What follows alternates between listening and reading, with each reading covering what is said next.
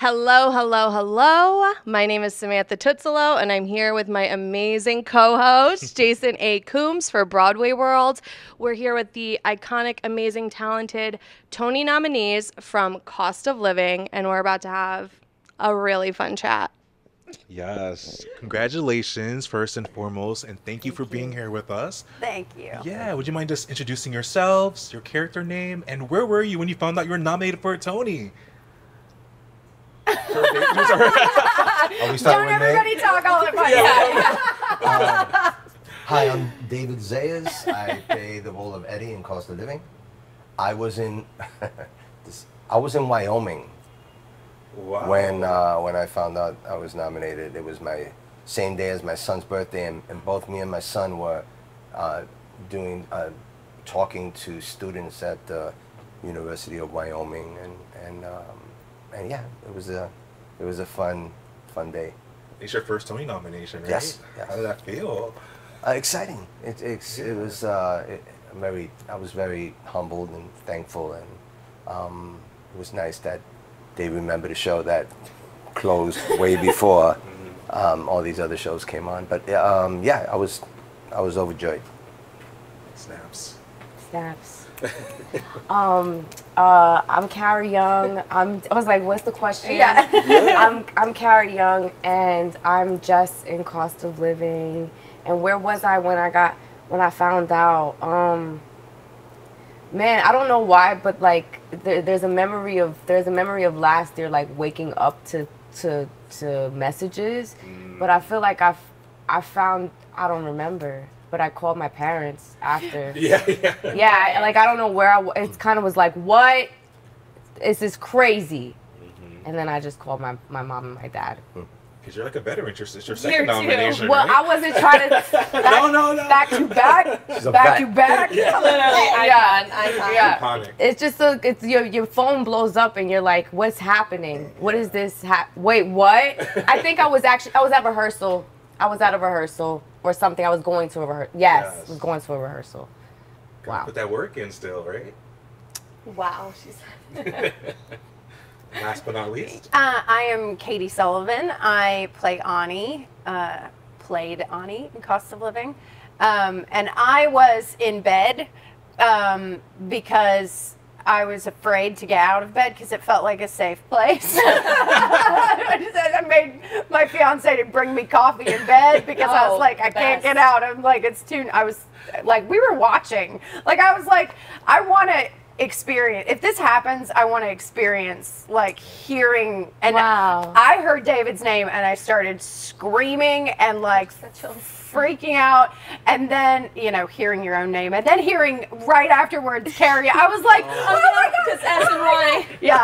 yeah, I have chills. Like, and my dog, I was screaming so much that my dog kept hiding from me. Like she was scared, and I was like, I had to. She was like in rehearsal all the time. Yeah, that's and our she was dog. With us all, it's a family dog. That's The whole our team's dog. dog. Oh, what's her name? Fizzgig. And I had to go pick her.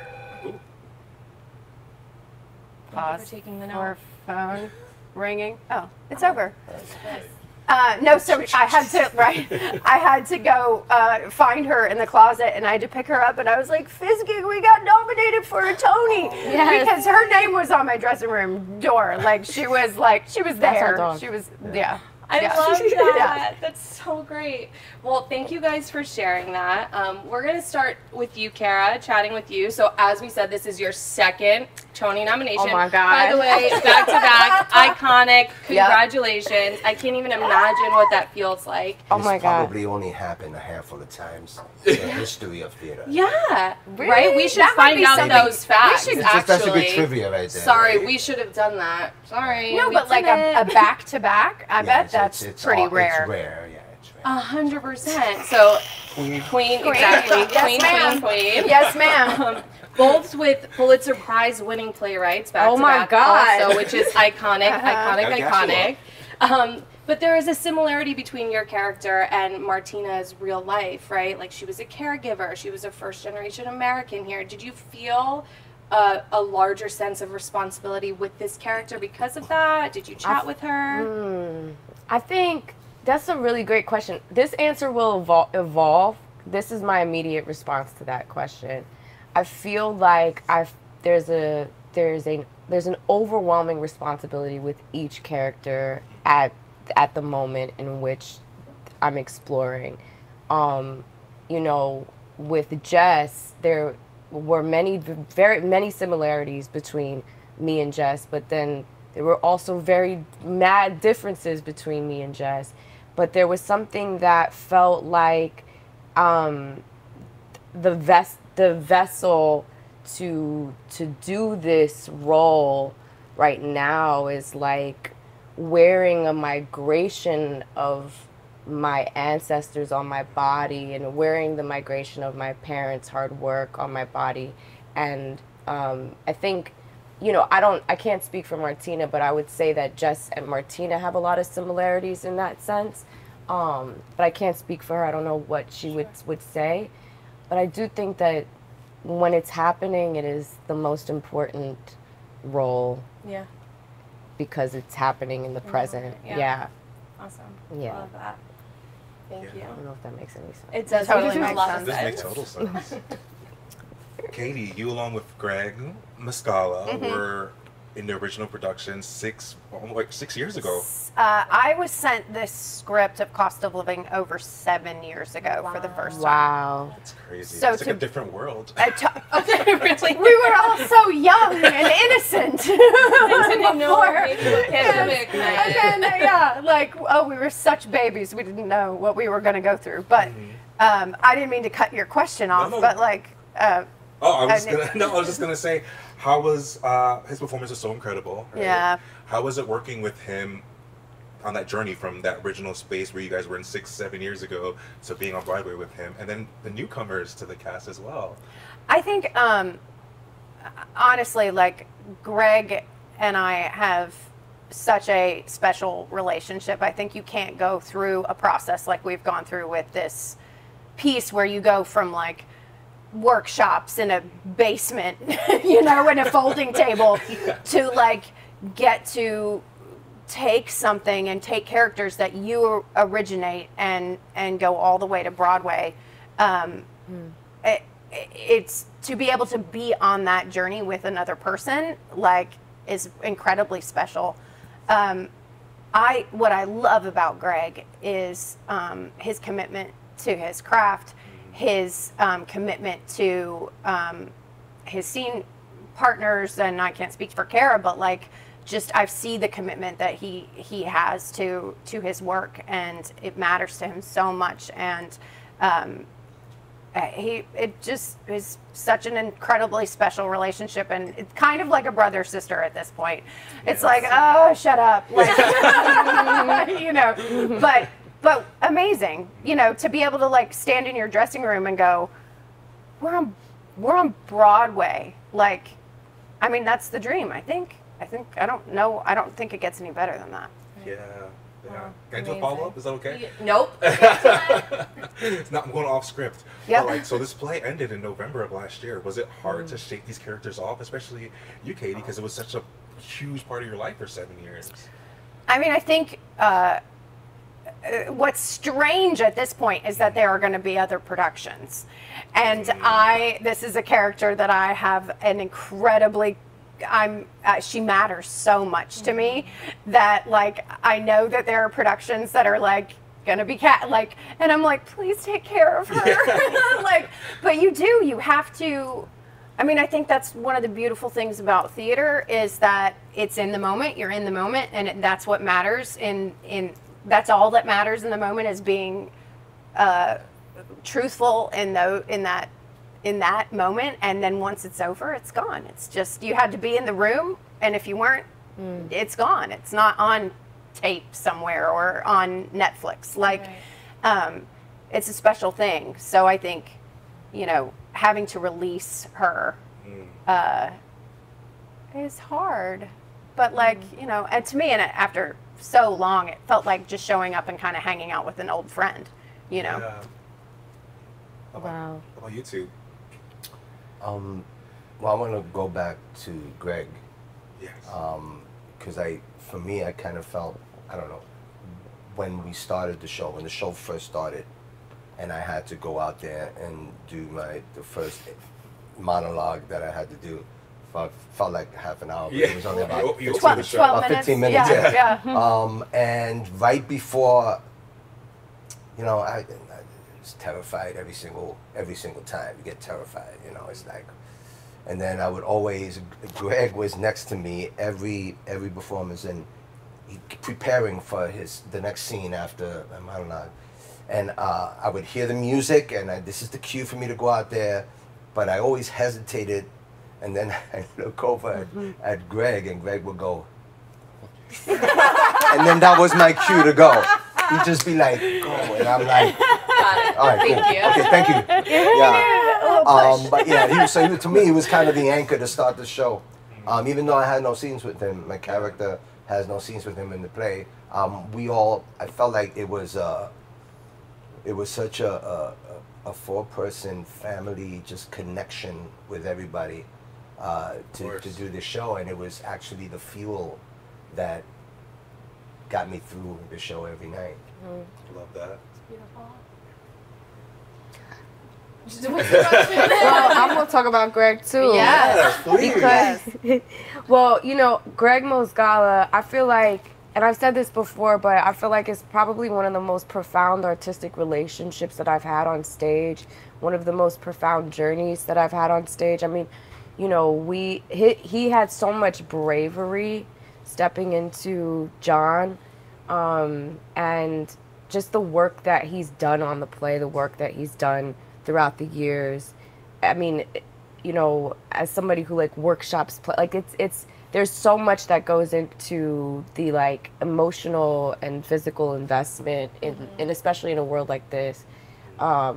But, you know, we had a really intimate scene. We had more than one intimate scene, and I just learned so much from him through. We actually live down the block from each other, so we have like little moments where we just be like, "Hey, what you doing? Let me see you real quick."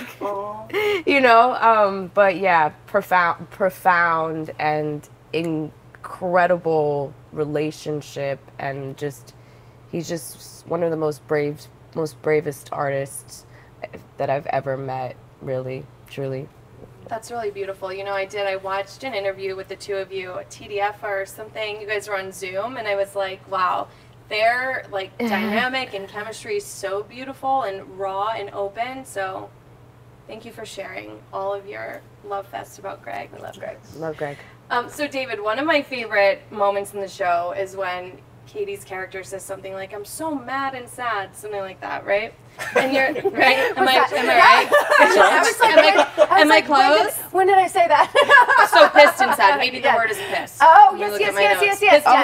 Pissed and sad. I'm so pissed and sad. And then you say something along the lines of like, "What's there to be like pissed about?" And then you start dancing, right? And you play some music and you start dancing. Right. And that moment for me was so beautiful because it's like, art can be so healing and bring so much joy, and in that moment I felt it, and I have chills talking about it. Yeah. I felt it from you being like, okay, look, now we can like play and laugh and be out of reality for a minute. Right. So my question for you, David, is how do you think Cost of Living did that for the audiences?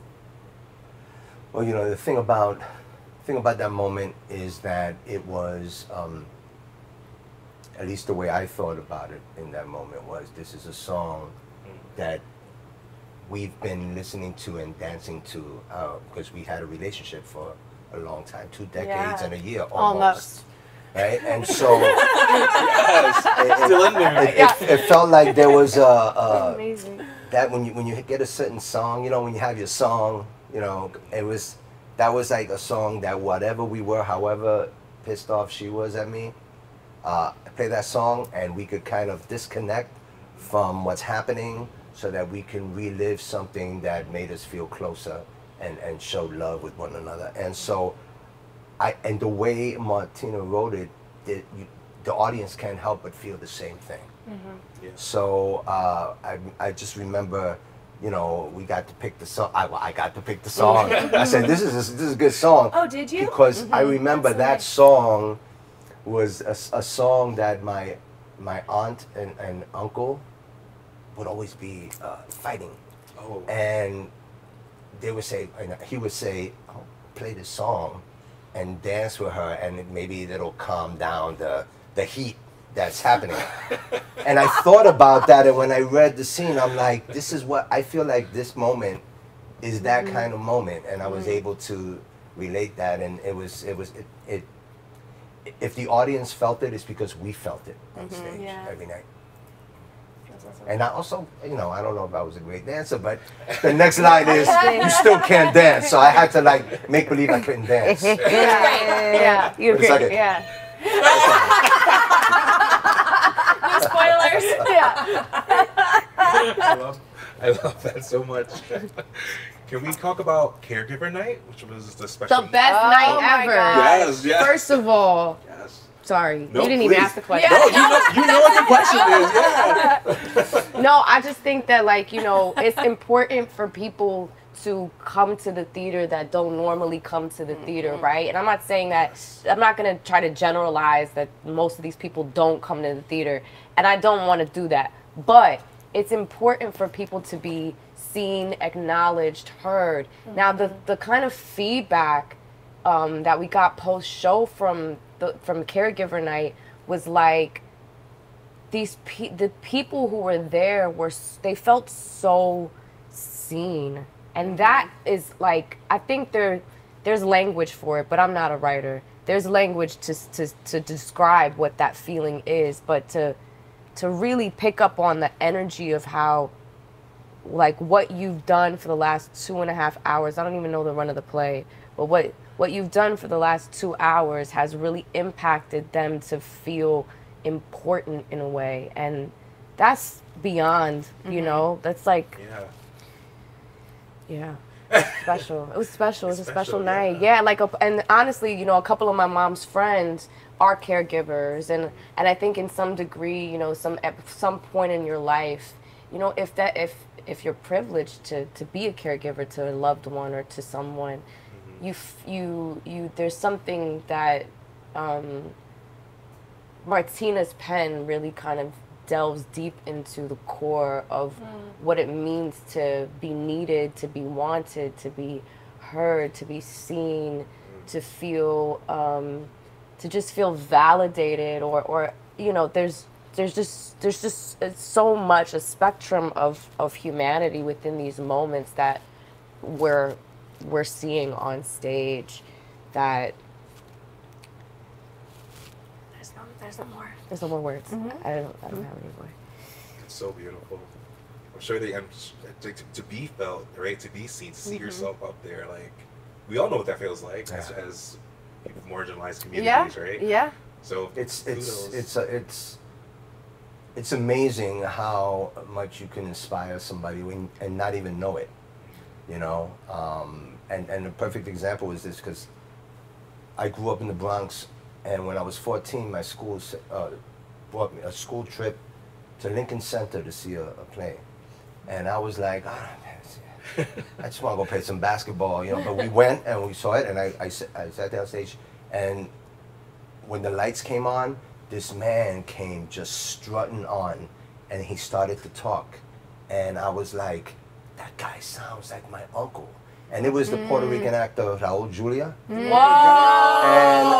And I was just, it connected with me, because that's how most of my family speak, with that kind, because he kept, even though it was a Kurt Weill, you know, period piece, he kept his Puerto Rican accent. Authenticity. Yet it was so, like, amazing and so fascinating and so, you know, just with a lot of pride. And it kind of like, I always kept that in the back of my head, you know, when I always felt, oh, my accent, and I don't know how, you know, can I do Shakespeare? And he did, and it was like, so you never know when you see something that you're familiar with on stage, how it inspires you to do, whether to be an actor, whether to do anything, or whether to continue to be a caregiver. So, yeah, that connection is real. Facts. Yeah. Well, can I interrupt? I also love you said, you know, you're in Lincoln Center, and this guy that you can identify with comes out and starts speaking, which is how this play opened. You came out and started speaking, so I just loved that little mirror moment. It was Sorry, Three Penny Opera was the name Stole of mine. Yeah. the musical. That Three is Penny so Opera. Oh, wow. cool. Yeah. And that like lives in your memory, like Never forget that. wow. Never forget that. Do you want to comment about Caregiver Night? I mean, I think, you know, one of the things I love so much about this play is that it feels like there is something for everybody. There's a slice of life for everybody. I think one of the quotes from one of the reviews, who knows when or what time, but one of the quotes was like, if you don't see yourself reflected on this stage, you're not looking. And I think that is one of the reasons why this play resonates with people so much, is the brilliance of Martina to write these three-dimensional, flawed characters that are complicated and just trying to make ends meet most of the time. Not John, but like trying, but he, in his own way, he is trying to make ends meet, you know, and in sort of this, like, I can do anything I want except the things I can't. Like, you know what I mean? It's like, and so and from my perspective, being a performer with a disability, we've had very few people to point to. I've never sat in a theater and saw somebody walk on stage that looks like me. And for me to go, oh, this is real, this is possible. So like the number of times that someone with forearm crutches or a wheelchair user or someone who was an audience member in our house afterwards would come up and say, I've never seen anybody that looks like me ever on stage. Authentically. There are plenty of characters that are, you know, an able-bodied person sitting in a wheelchair. But there was one particular day, this girl came up to me and she's like, I've always wanted, she had forearm crutches and she was young, and she said, I've always wanted to be an actor, but I just didn't think it was going to ever be possible. And I was like, please don't give up. Like, please don't.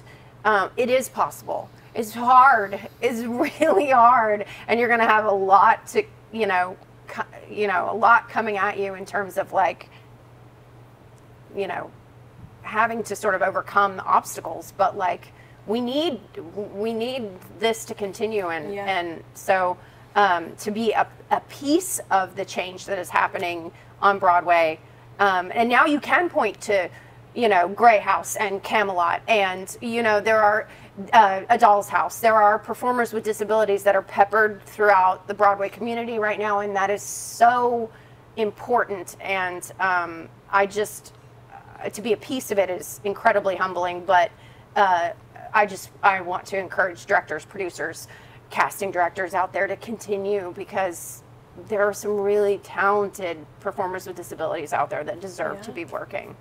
Lord, And thank you for the work that you do in your voice and making a change. Thank you. It's amazing. Can I say one thing? Yeah. You're like the Raul Julia, right? Someone's gonna be 20 years from now. Someone's gonna be like, I saw that actress up there, and that was like that moment for me. Yeah. That's you. That's incredible. Yeah. I really hope so. You are. Oh, that's are. so amazing. I didn't Sorry, kind of make think it about it. No, I didn't think about it that way, but like, yeah. you totally are. It's so beautiful what you do, what you all have done with this show. So thank you so much. I'm going to take a little turn. Please.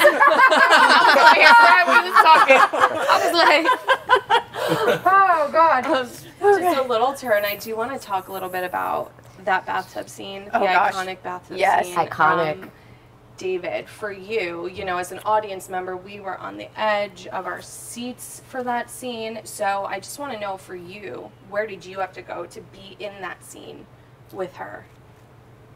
You know, I don't know if this is the answer that is going to be exciting, but I will say that, you know, the designers of our show, the lighting designer, the set designer, Wilson Chin, they created an environment where when we did that scene, I couldn't see anything except Katy and that in that bathtub. I could not, and for some reason for that scene, which is, I still can't understand it, I didn't hear anything. it was just the intimacy of that scene was so profound that I heard maybe a muffle of laughter. I didn't. It was separate from the rest of the show for me because of the intimacy and because of what I wanted, my character wanted to express to this person that he loved, and didn't have the articulation of actually maybe saying it. So he had to find different angles to say it. So the intimacy and the way the lighting and the set really separated me, so I was able to be as intimate as possible in relaying the information that I wanted to relay to this person that I love, to try and get back into their lives, you know. And so yeah, it's probably, and you know what, what's funny is that it was the quickest scene for me to get into my soul and into my body. It didn't take that much effort for me to get into it. Yeah.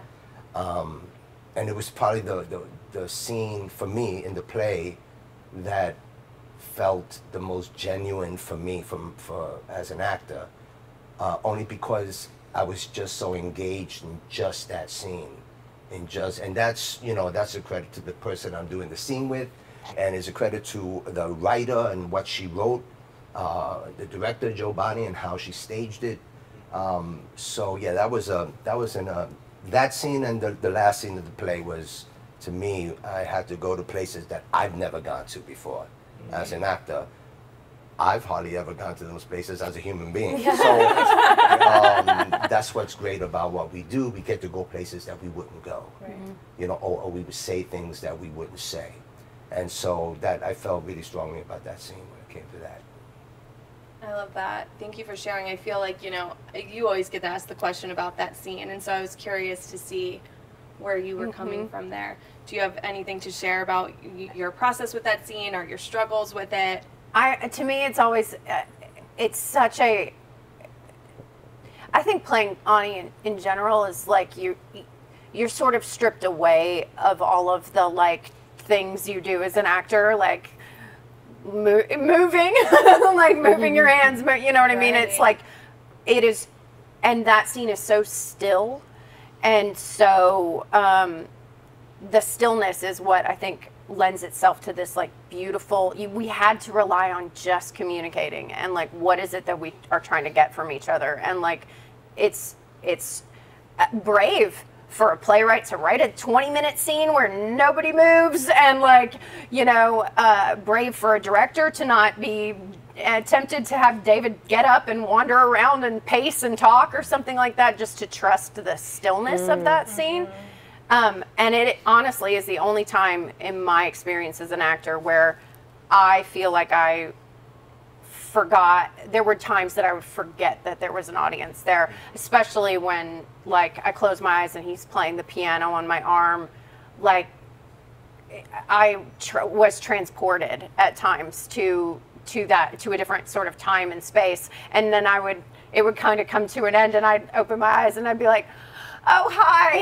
Hey, everybody. Like, I'm on Broadway. Yeah, I forgot. Yeah, but that is that power of the connection that, like you said, your scene partner, and how much you trust each other, and how much you rely on the words and trust the director that like this stillness is enough, you know? And that's Ani's last scene. Yeah. Oh my God. Wow. Woo! Would you say that's your favorite moment in the play for you? Honestly, I love Martina, and I'm like, can we work? When do we work together again? Blah blah blah. Was like, can I be dry? Can I be dry if we do something together again? It is like, yeah, like just the like. I just never thought in my wildest dreams as a kid dreaming about being on Broadway if that was going to be like 20 minutes of just like being publicly bathed every day. Like, you know what I mean? Like Right, like that thanks, was David. my vision board. Thanks, David. You're the cleanest person on yes, Broadway. Greg and I were the cleanest people on Broadway. 100%. 100%. I mean, Yes, we're yes, because I was sometimes twice a day with the soap and the water. Yeah, yes. Hey, it's So, important. you At least have you don't have to- to worry about your co-stars Is smelling. being smelly? Yeah. True story. Yeah, that's true. That is Oh true. my gosh. How about you two? Your favorite moment from the play? Favorite? Yeah. Or moment you love playing in the play? You know, I think I thoroughly enjoyed I thoroughly enjoyed coming out in the purple dress moment. Oh. I'm not gonna lie. I think, but I did love every moment in the play. But I think that, you know, when we see, I think it was a beautiful juxtaposition to when we first meet Jess, to when we meet Jess again in a very vulnerable state, versus, and then like the journey of her being so clothed, to seeing the silhouette of her body in a way that is supposed to be very giving and very generous and just, I think I said vulnerable.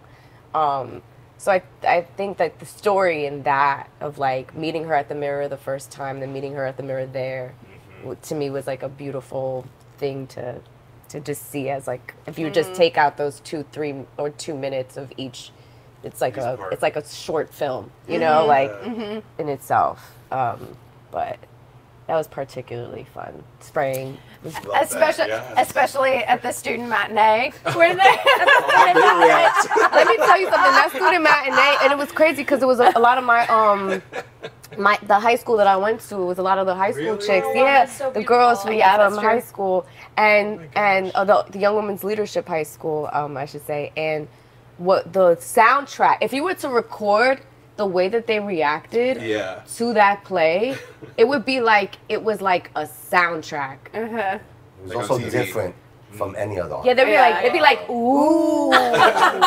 oh. and when you're like the spraying and all that stuff, they were like, ah! They like, Losing their mind. Losing their mind. It's like applause now. Ooh now. yeah, For real. yeah. But that's, you know, when you get to do a show in front of younger audiences, they're just so honest, and they're like, it hasn't necessarily been like the politeness of like you're sitting in a theater, you're like their reactions and they're like, those moments are so real and honest that they're like the most invigorating and fun experiences to do.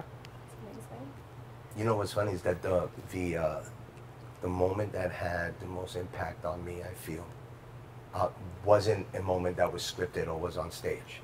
It's that timeline after I finished that monologue and I'm going home that no one sees, and seeing Jess in the backseat of a car, sleeping after I've been thinking about my wife that had passed away.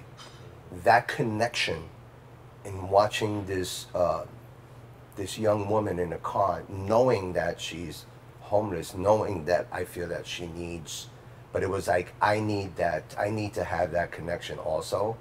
And then it leads to the last scene. And I felt that was always a journey, that, because there's a long time when I'm backstage ready to do that. And I'm listening to your scene, and I'm going through what I did after the monologue, and going to home and walking to my apartment and seeing this young woman in the back of a car freezing to death, and taking action to try to, I don't know, bring some kind of comfort, some kind of connection into that. And that was to me, it was a very powerful moment, and it led to that last scene, which every night I never knew if I was going to get to where I needed to go, which is scary. But you just got to like jump in the pool and hopefully you can swim. Trust, Yeah. right? Yeah. So I think that was an impactful moment for me. Wow. Thank you guys for sharing that. So something that I love that Martina says is that she started writing this play when she got fired from her bartending job. She got accused of stealing $100, didn't steal the $100, but got fired and then started to write this play. So shameless plug, Jason and I have a show called Survival Jobs, and I was like, oh, a bartending job's super a survival job. And here you guys are all now nominated for Tony. So do you have a memorable survival job along your way to where you are now as artists that you can share with us? Kara looked down at me like, Kara's like, wait, what? Yes.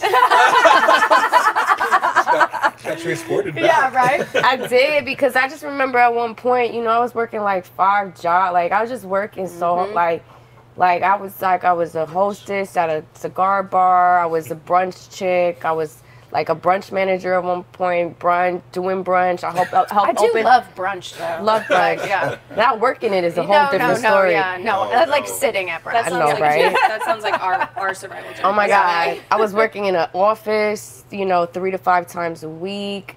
I was babysitting. I was acting on top of that. Just like the most like minute, like, or like very little like menial jobs, doing random, just it's so random. Like if I ran down the list of jobs that I had, it's random, so crazy. Yeah. Katie. I think there are certain like jobs that some of it is like, yes, like hostess, like I should never work in a restaurant. Like, please don't ask me to carry a tray of anything. Like, it will not end well. But there were that sort of stream of random, like when I was a baby, I worked at Blockbuster. Oh, really? Oh my God. That was my dream job as a kid. But you know what? I actually was kind of convinced myself. I kind of convinced myself that it was like research because I was like, I get to watch all the movies and like I get to, and then like I worked at night, so like my days were free to like go on auditions and stuff, and you know. But then there have also been like there was a period of time in my life where I worked for a prosthetic company, so like helped people. I launched a national program for like peer visitation for amputees. So like if someone's facing an amputation or post amputation, like meeting somebody who went through something similar. So like you can sort of fall into these things that you're like, okay, this is not hostessing at a restaurant, and there are pockets of like survival jobs that can be really meaningful and kind of enrich your life in some ways. But. Well, I mean, I had a different. I know what you're gonna say. I started acting late, so I joined the Air Force when I was 18. Joined the Air Force, and then when I came out, somehow I had a family with 2 kids. And I'll explain it to you later. I don't know. Somehow that happened. And so I became a police officer, NYPD police officer. In fact, this was my area for most of the years that I worked in. And about halfway into that career was when I started acting, started taking classes. I switched to a midnight shift. So there was months where I would shoot a show during the day, do a play at night, and everyone would go out and have a beer, and I had to go do a midnight shift in Hell's Kitchen. And then somehow find hours to sleep in between there. Somehow. Somehow, yeah. But it's funny because I never considered it a hardship. It was more of an exciting time. I didn't get much rest, but when you're young, you have the energy to do all that. But I always never looked at it like, I can't believe I got to do this. It was always, I have the opportunity to do this and still support my kids with this job. The day I realized that I'm not gonna do the police job anymore, and I'm gonna just be acting was, there was a report of a man with a gun, and I went to the scene, and I saw the guy, and he ran. And I chased him. I was fast back then. And I chased him, and he went into an abandoned building, and I went into the abandoned building, and then I stopped, and I said, wait a second, I have an audition for Law and Order tomorrow. What am I doing? the guy got away. I even said goodbye to him. I went out, and then Oh my God. I realized that acting was what I wanted to do, and eventually I retired early from the police department. But yeah, it was certain moments like that I remember that I'm like, wait a second. What? I can if I arrest this guy, I'm not gonna make my audition. Too much paperwork. There's a lot of paperwork, and like, what did he do anyway? Nothing. I don't even know if he had a gun. I'm chasing after this guy for nothing that I know of. Right. You know. He's like, he's like, Just realization. yeah. I'll stay with her tomorrow. That's hilarious. That's such a good story. I wonder where that guy is now. Oh. He might be on Broadway. You never know. You never know, you know? You never know. Oh, he probably was wondering, why is this guy chasing me? Yeah. So he's just Right. running just to get away. Yeah, exactly. I also love that this was your area, and then you're back and you're on Broadway in the theater district. You know, that's cool. That is, you know, it's really exciting. You know, my friend that used to work a police officer in the theater district got me into. I was off, and I had a few hours before I started my shift, and he got me in to see A Few Good Men, which was on Broadway. I think this may have been 1989, 1990. And when I went to see it, I was like, I think I can do this. This is very exciting. I had to leave the theater, and I ran 2 blocks for no reason. Just always running. Always running. Yeah. And I ran 2 blocks just to expend the energy that this play gave me, or the realization that I would love to do this. You know, and there's always that unknown on whether you can or not. But you know, my first day of acting school, I was like, yes, this is it. Yes, that's and. it. Yeah. Yes. Yeah. Wow. So we've talked about how groundbreaking your show is, right? Highlighting communities that need to be seen. But do you think Broadway in general is a shift happening in general, you feel like? Or do you think there's more work to be done? And is there any advice for the people in charge of what they can be doing more of? You know, forgive me, I'm going to start. Please. Yeah. I feel it's up to us to tell these stories. Writers, producers, to tell the stories that are not normally seen on Broadway. To tell a story about an African-American family growing up in Harlem, or a Puerto Rican family growing up in the Bronx, or a person with disability having to deal with those stories are so important, and you don't see them often. And I feel that, thank God for writers like Martina, my uncle, Stephen Adley-Gilgis, who creates voices for people that are not usually seen on the stage, on TV, or on film. Word. And so I think, yes, there is a shift, but it's just the beginning of the shift. There's so much more to go. And to then be inclusive in this theater community, you know, it's really up to and there's some wonderful young writers and directors and just, you know, visionaries, producers that want to tell these stories of everyday life in America. And those stories are out there. You just have to, you know, kick the door down to get it up there. Preach. Word up. Word up. And yes, and I think there's always more work to do. I think there's always more work to do. We can be better even at our best. And like, you know, we've had a beautiful 2 Broadway seasons. You know, there's been so much more, you know, just different kind of stories that we've been leaning into as a community. And I think there's a lot more work for us to do as a community to come together to really hold each other down. You know, I like look at the off-Broadway community as an example of just like how we're, you know, constantly supporting each other in our journeys. I feel like it can kind of bleed into the Broadway community, which it feels like that because yesterday we were at the luncheon and I'm looking at all of my peers. I'm looking at people that I've been in rooms with for years, and I'm like, wow, we're all here together. So I feel like there's something beautiful happening, and there's still more work to be done, and there will always be work to be done, because we'll always realize something about our past that we need to shift, and hopefully we do. Hopefully we continue to do that.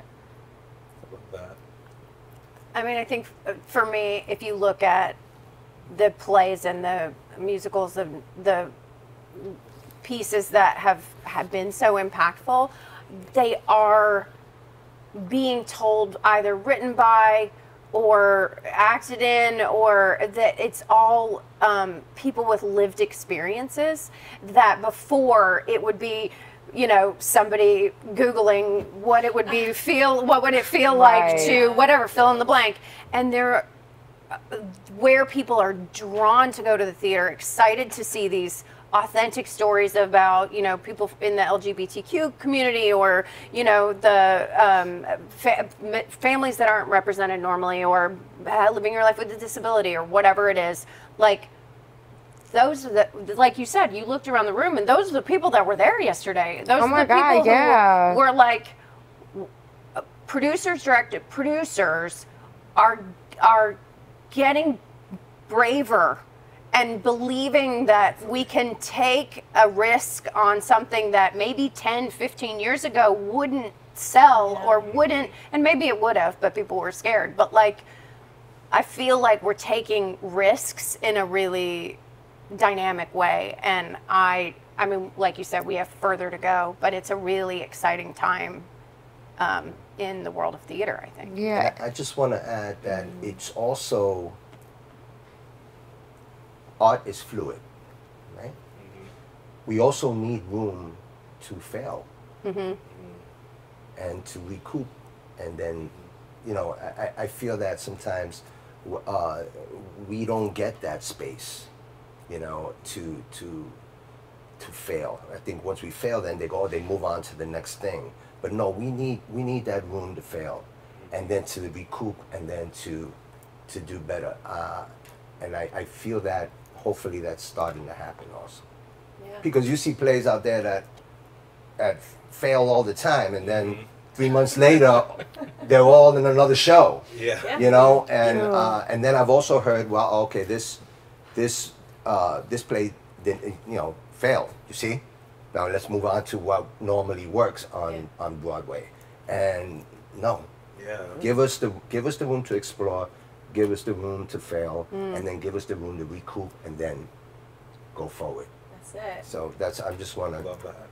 Yeah. Oh my gosh, this has been such an honor to speak with you three. I feel like I had chills like the whole time. Seriously, I feel like I got an education. I feel like I went to church. I feel like I got an acting lesson. If it gets too heavy, I'll just. Yeah. Well, it's almost time. Yeah. For the big you are buzzer. so Should we funny. jump to that? Well, I just do want to say one thing, and by saying I mean ask. We talked a lot about the play and the journey with your characters and a little survival job. If you guys could pick one word to describe your journey to the Tonys, what would that be? And then we're going to play a super fun game. Everyone. That's a tough question, Sam. I'm sorry. That's a tough question. You can pass. No, the word that comes to mind is unexpected. Good one. Love you. I love you. I don't know about words, but like words together, phrases maybe. A really wild, magical journey in exploring humanity, and the evolution of the artist's tree. There's more. It's like not a word. It's a lot. It's a lot of words. It's a lot of, and a sound. You know, like feels like a Dr. Seuss book. Yes. You're like, oh my God, it's so pretty, but it's like, ooh, like you found some green eggs and ham. Sam, I am. You know? Because I am. Nice. You know, I do have a word for it, and for this journey to the Tonys. is family. It feels like all these events, because there's a lot of events we go to before the Tonys, and I feel like it's a community of family. That, you know, yesterday when LaShawn say, "Oh, welcome the 2023 class of Tony nominees," I was like, yeah, that's the way. That's how it feels, you know. And also, it's a wonderful environment to just be open and explore individuals that maybe you have not encountered, and be open to acceptance with the one anchor, which is being an artist and being acknowledged for the work that we all did this past year. So that that family would be the word. I know that I explained. I love that, and I love that you said the one anchor is being an artist. Word. We have to remember that. Word up. I'm sorry, there's one more thing. Please, we want all of the one more things. One more time, you know what I mean? Who would we be without each other, though? Like, really, what would the audience be without the performers? What would the performers, the actors be without the writer? What would the, you know, like, would the writer and the actors be without the lighting and sound and set design and like just all of the elements working together in a way, like it's like beyond profound. And you obviously, if you do theater, it's like you really gotta love it. I mean, theater, like in general, you know, we're trying to get back to you know, the way that it used to be, and there's so many things that have changed within our nation in the last 5 years, 6 years, you know.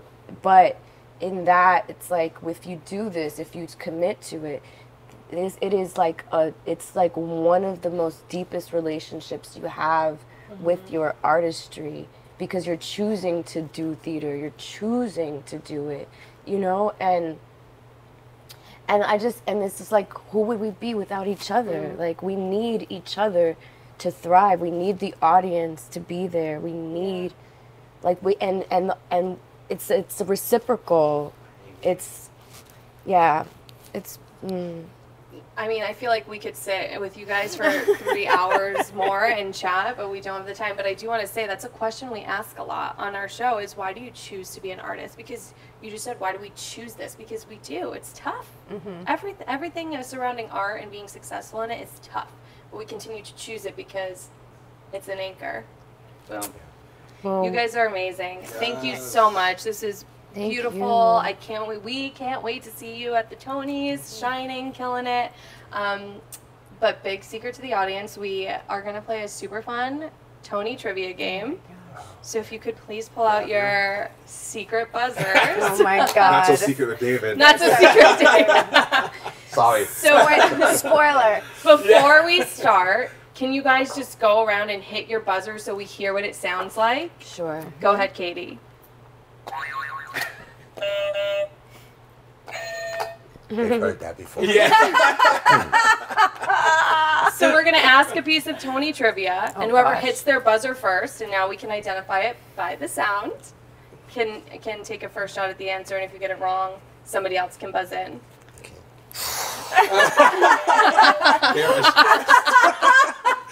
What did I sign up for today? She's like, I didn't mean to hit it. I didn't mean to hit it. You want to kick it off, Jay? Sure, sure. Oh, God. Okay.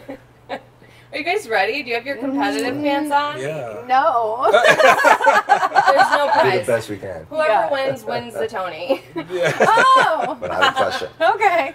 We'll write a note to Great. someone. Yeah. First question.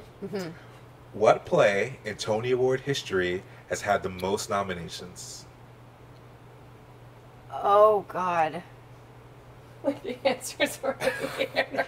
Wait, I thought this was going In to the be multiple choice. Most of them are. In the history of the Yes. Tonys? Yes. Kidding. Les Mis. I'm kidding. I don't know. Play. Play. Did you say play or musical? Play. It's recent. It's just recent. To Kill a Mockingbird. Oh. I'm a Death of a Salesman? No. That's not right. We can give a hint.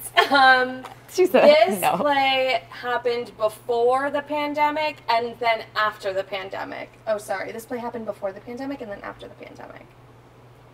Groundbreaking show. And really... They're going to cut this. They're going to have to cut this. Jeremy. Slave play. Congratulations. What is it?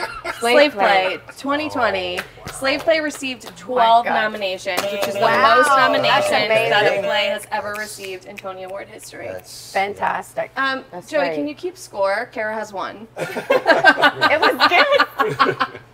Okay, this is multiple choice. We wanted to start off hard, and now we'll ease into Yeah, fun. right.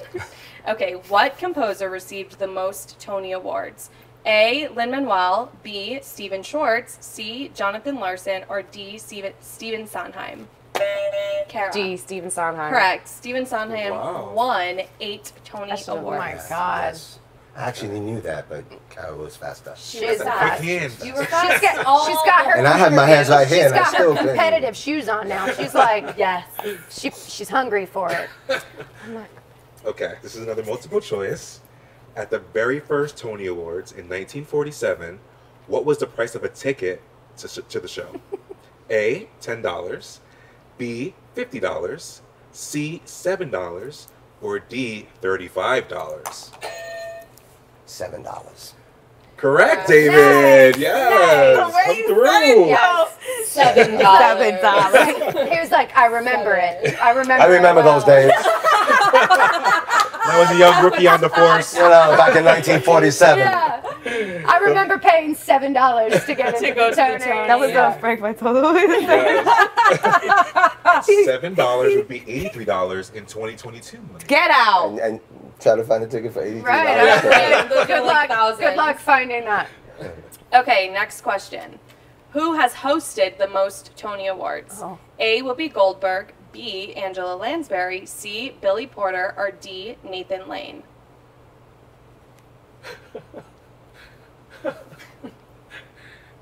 I don't know. Yes, Nathan Lane. that is incorrect. Whoopee. That is incorrect as well.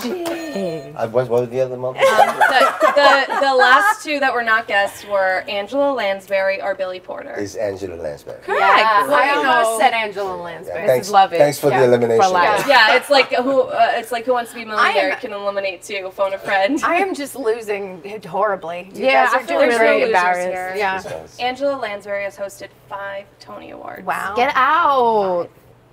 She's the truth. She was is the the truth. truth. You know. Listen, Mrs. Lovett for life. This is Mrs. the last one. Oh This God. is the last one before the big bonus. Oh gosh. Oh, wow. All right. This is a true or false, so 50-50. Oh, 50. Janine Tesori and Lisa Kron. Janine. Oh. Yes. Ooh. Are the Everything. first all-women writing team to win the Tony Award for Best Original Score in 2015 for Fun Home. True or false? True. You didn't hit your buzzer. Oh, Somebody was True. correct. It was like it was coming from my whole spirit. It was like true. Yes. Yes, they won with Fun Home, which also brought the first lesbian protagonist to Broadway. Yes. Hashtag Pride Month. Yes. Happy Pride. Happy Yes. Pride. Happy Okay, Pride. and here's a big bonus. How many Tony nominations did Cost of Living get, and for what? Ooh. Oh. Go ahead. Okay, Katie. 5. Correct. Yes. Best play, best director, best featured actor, best featured actresses. Correct. Wait, y'all got two, I think. I think everyone Yeah. got some points. Yay! So it's a big tie, and you guys all win Tonys. Congrats. There you go. I wish we had little Perfect. There you plastic go. Tonys to give, but That's we what I don't. like. Thank you guys again. This was so much fun. Again, I you. would like to sit here for hours more and then order from Glasshouse Tavern, which is where we're at. And Good it's duck, risotto good duck, balls, good get the duck, Oh, the portobello couscous. mushroom. Oh, the couscous with a side of buffalo sauce. Any other Yes. favorite menu items from Glasshouse while we're shouting them out? Duck? Did we say duck? Yeah. Did we say David duck? loves a duck. They do have duck here. Yeah. Yeah. I just learned that, and I frequent here, and that's crazy.